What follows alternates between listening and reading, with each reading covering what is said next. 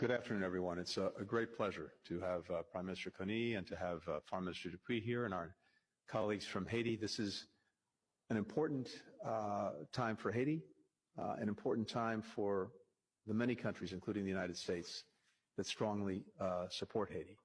We have the Prime Minister, Foreign Minister, a government in place, and we have the Transitional Presidential Council, which has been stood up.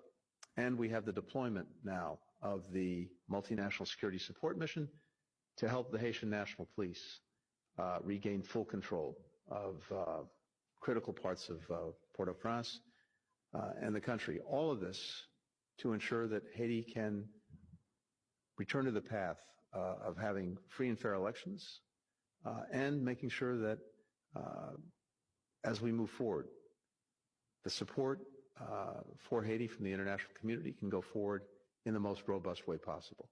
The Prime Minister, his government are leading Haiti at an absolutely critical time to be able to move all of this forward. But he comes to Washington with the strong support of the United States and the strong support of many other countries, both in the region that we share and well beyond, including, of course, our colleagues from Kenya who are leading the Multinational Security Support Mission in this moment. So I'm very much looking forward to hearing from the Prime Minister and from his team about the steps forward to be taken as Haiti moves toward elections and as we make sure that the environment in Haiti is strongly conducive to those elections, and also to making sure that the support, assistance, development work can go forward in a way that clearly benefits the people of Haiti. As we're sitting here today, we're also tracking, of course, Hurricane Beryl, and the United States stands ready to assist any of our friends and partners who need assistance in the event the hurricane does any damage, but it's something that we're tracking very carefully. Prime Minister, welcome. So good to have you here today. Thank you so much, Mr. Secretary. I think you framed it extremely well. While we're not underestimating the challenges ahead, we're extremely grateful for the support and solidarity of the American people, and we would like you to convey our gratitude to President Biden, who's been, of course, a strong champion for Haiti. We think the next few weeks and months will be quite interesting, but we're confident with the establishment of the Presidential Council, the establishment of this new government, we're going to be able to take on these challenges straight on. So again, thank you for hosting us here this afternoon. Sécurité, je commencerai évidemment par reconnaître la présence dans la salle du ministre des Affaires étrangères dominicain, M. Alvarez, de la représentante du Canada, de la représentante de Saint Kitts et Nevis et évidemment du représentant de Kenya.